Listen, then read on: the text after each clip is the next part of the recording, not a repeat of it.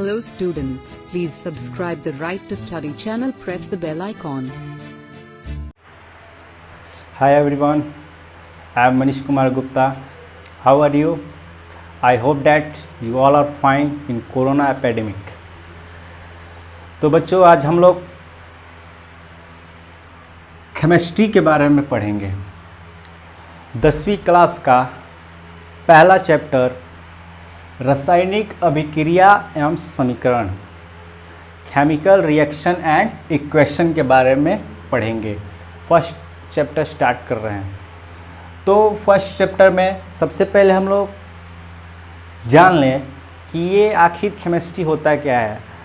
हम जानते हैं कि आप सभी 9th क्लास में पढ़े हैं, लेकिन एक बार दिखा दिया जा रहा है क्योंकि 10th क्लास का फर्स्ट चैप्टर स्टार्ट हो रहा है, तो आप लोग केमिस्ट्री का डिफिनीशन दिखा दिया जा रहा है। तो रसायन शास्त्र किसे कहते हैं? तो विज्ञान की वह शाखा जिसके अंतर्गत पदार्थों के भौतिक या रासायनिक गुण, इसकी संरचना अथवा पदार्थों के भौतिक या रासायनिक परिवर्तन से संबंधित नियमों का अध्ययन करते हैं, उसे रसायन शास्त्र कहते हैं। मतलब कह रहा है कि the branch of science which deals with the study of components, physical and chemical properties and changes law is called chemistry. तो भाइयों, इसमें कहने का मतलब क्या है? बाबू, इसमें कहने का मतलब क्या है? तो आप लोग समझ जाइएगा कि बिना केमिस्ट्री का फिजिक्स का कोई काम नहीं होता है, और बिना फिजिक्स का केमिस्ट्री का कोई काम नहीं होता है। कैसे? जैसे हम लोग के सामने जो भी पदार्थ दिखाई दे रहा है वो सब केमिस्ट्री है। जैसे हम लोग पढ़ रहे हैं तो जो बुक है वो केमिस्ट्री है, बनाया गया है, केमिस्ट्री है। जो पेन है हम लोग का वो भी क्या है? केमिस्ट्री है। ठीक है। बेंच बैठे हैं वो भी केमिस्ट्री है। बोर्ड है हम लोग का, केमिस्ट्री है। चेयर है, मतलब चेयर है, उस पर बैठते हैं हम लोग, वो भी केमिस्ट्री है। तो अब ये सब केमिस्ट्री है। ये जो रड जो आप लोग के दिखाई, जो घर है, दीवार है, डोर है, फैन है, जो सब है, क्या वो है? केमिस्ट्री है। बोतल सब दिखाई दे रहा है, वो सब केमिस्ट्री है। आखिर बच क्या गया फिजिक्स के लिए? तो केमिस्ट्री आप कह रहे हैं सर, मनीष सर कह रहे हैं कि बिना केमिस्ट्री का फिजिक्स का कोई काम नहीं, अब बिना फिजिक्स का कोई केमिस्ट्री का काम नहीं। तो मार्कर है हमारे पास, बुक है ही है, अब लिखना ही ना है, तो अब फिजिक्स इसमें क्या करेगा? तो बाबू, फिजिक्स ये मार्कर केमिस्ट्री है, पेन केमिस्ट्री हम जानते हैं, लेकिन इसको यूज करेंगे तो इसमें हम लोग उठाना पड़ेगा ना कि ये जादू है, उठकर जाकर लिख देगा, है ना? तो इसको हम लोग उठाएंगे, फोर्स करेंगे, बल लगाएंगे, जो लिखना होगा वो राइट करेंगे। ये कुर्सी हो गया, इस कुर्सी को एक जगह से दूसरी जगह ले जाना है, तो उसको भी फोर्स करके उठा के लेके जाएंगे ना, तभी ना। वो तो केमिस्ट्री है ले कि जादू है, उठ जाएगा, तो फोर्स लगाता है ना? कॉपी हो गया, उसमें भी हम लोग करते हैं, उलटते हैं। ईंट हो गया, घर बनता है, तो ईंट को भी हम लाइन बाई लाइन रखते हैं, तो वो भी क्या है? ईंट तो केमिस्ट्री है, लेकिन फिजिक्स का भी काम कर रहा है। फिजिक्स में काम ना करे तो केमिस्ट्री करके रह के क्या करेगा? तो यही है केमिस्ट्री। बिना केमिस्ट्री का फिजिक्स का कोई काम नहीं, अब बिना फिजिक्स का केमिस्ट्री का कोई काम नहीं। तो अब हम लोग अपने चैप्टर पर चलेंगे। तो आइए स्टार्ट करते हैं। तो सबसे पहले हम लोग रासायनिक अभिक्रिया किससे कहते हैं, रासायनिक अभिक्रिया के बारे में हम लोग पढ़ लें। इसके पहले हम लोग केमिस्ट्री पढ़े, अब रासायनिक अभिक्रिया, व्हाट इज़ केमिकल रिएक्शन, रासायनिक अभिक्रिया क्या कहता है? तो बाबू, इसमें घबराने की कोई बात नहीं। रासायनिक अभिक्रिया देखिए, कह रहा है कि जब कोई पदार्थ किसी दूसरे पदार्थ के साथ संयोग करके एक या एक से अधिक भिन्न गुण वाले पदार्थों का निर्माण करता है तो यह प्रक्रिया क्या कहलाता है? रासायनिक अभिक्रिया। कहने का मतलब है कि जब कोई पदार्थ, ये एक पदार्थ हो गया, ठीक है, ये एक पदार्थ हो गया, जब कोई पदार्थ, जब कोई पदार्थ दूसरे पदार्थ के साथ संयोग करके, एक पदार्थ दूसरे पदार्थ के साथ संयोग करके, क्या करके? संयोग करके एक या एक से अधिक, या तो एक भी तो आपका, अब ये दो, जो जैसे ये दो पदार्थ हो गया, ये आपस में संयोग करेगा, या तो जैसे कहने का मतलब है ये मार्कर चल नहीं रहा है, H2 ये एक पदार्थ हो गया, प्लस O2 ये भी एक पदार्थ हो गया। ये दोनों पदार्थ क्या कर रहे हैं? आपस में संयोग कर रहा है, ठीक है। तो इससे मिलकर जो नया पदार्थ बन रहा है, देखो इससे ये पदार्थ क्या कर रहे हैं? क्या बना रहे हैं? देखिए, संयोग करके H2O क्या बना दिया? जल। क्या बना दिया? जल।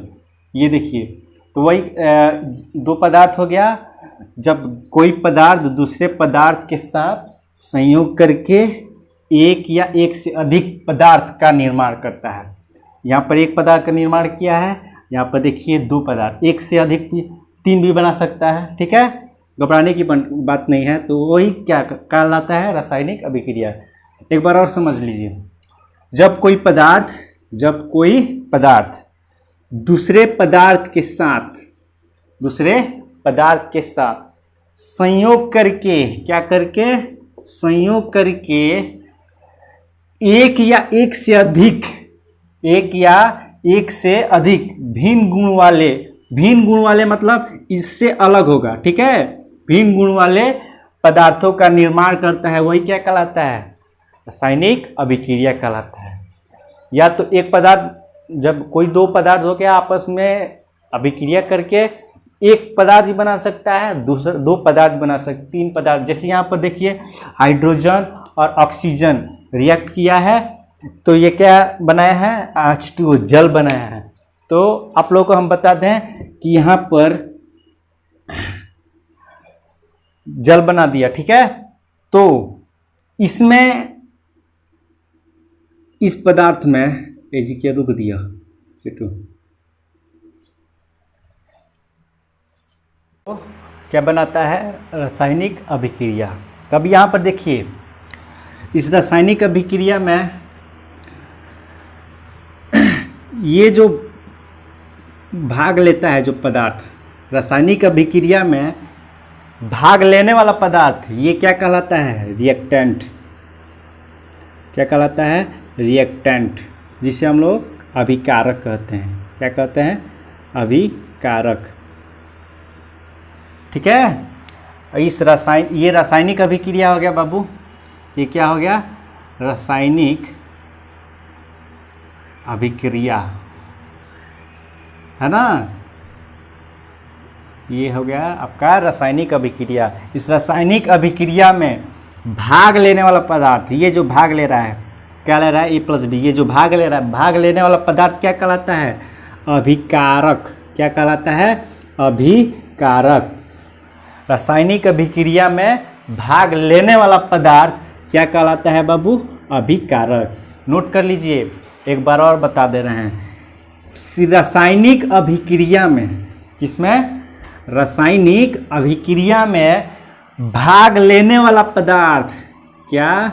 भाग लेने वाला पदार्थ क्या कहलाता है? अभिकारक कहलाता है। तो अब यहाँ पर देखिए, अभिकारक, रिएक्टेंट समझ में आ गया। अब इस रासायनिक अभिक्रिया में, अब यहाँ जो आपको इसको, इस बगल जो है, इसको क्या कहते हैं? प्रोडक्ट कहते हैं।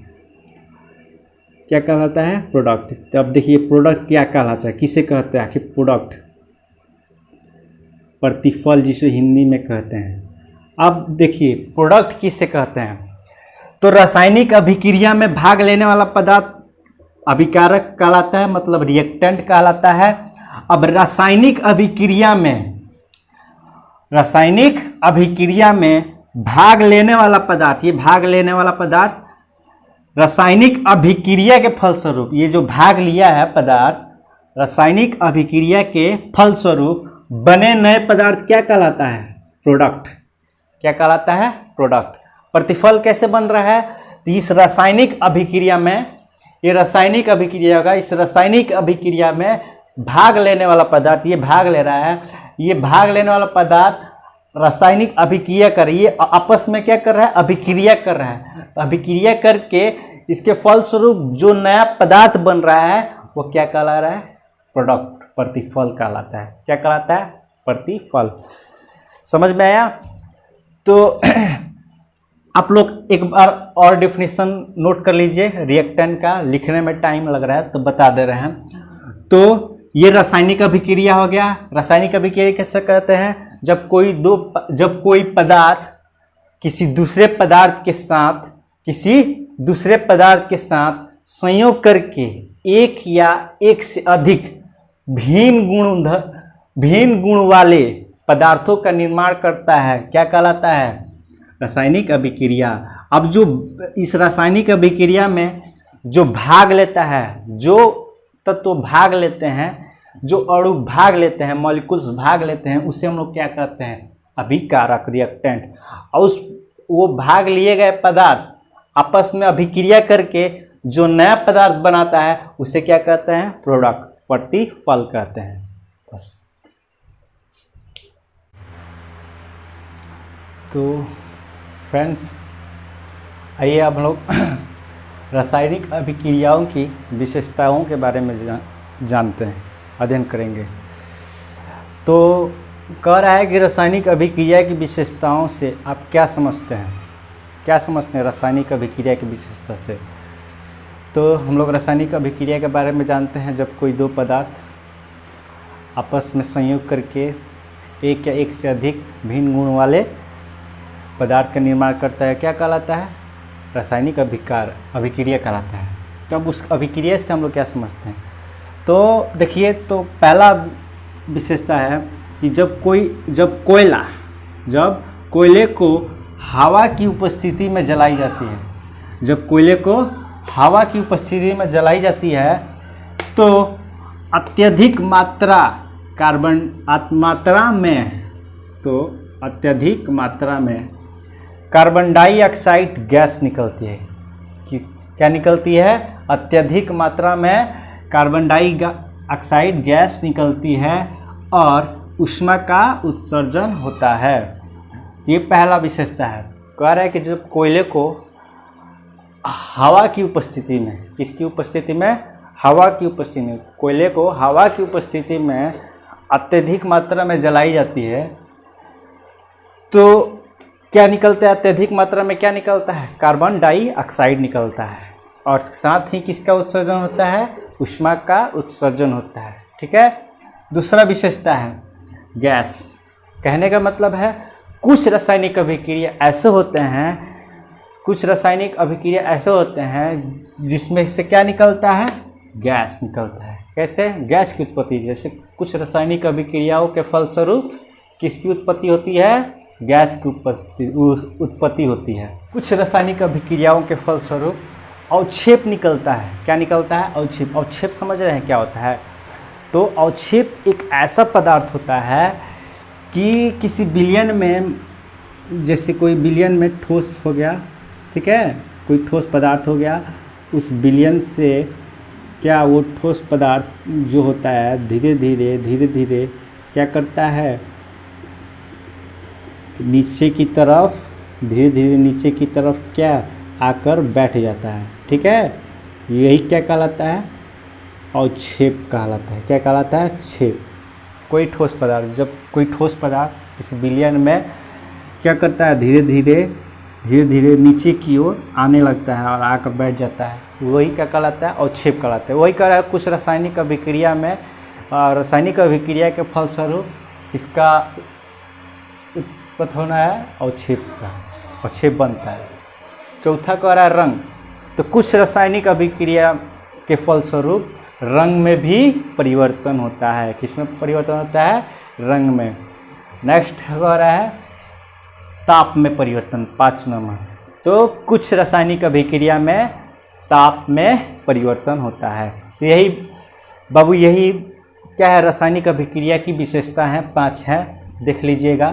तो पहला में आप लोग कोयले को क्या क्या हवा की उपस्थिति में जलाई जाती है तो अत्यधिक मात्रा में कार्बन डाइऑक्साइड गैस निकलता है और साथ ही किसका उत्सर्जन होता है, ऊष्मा का उत्सर्जन होता है। दूसरा कह रहा है कुछ रासायनिक अभिक्रिया के फलस्वरूप गैस की उत्पत्ति होती है, कुछ रासायनिक अभिक्रिया के फलस्वरूप अवक्षेप बनता है, कुछ रासायनिक अभिक्रिया के फलस्वरूप रंग में परिवर्तन होता है, कुछ रासायनिक अभिक्रिया के फलस्वरूप ताप में भी परिवर्तन होता है।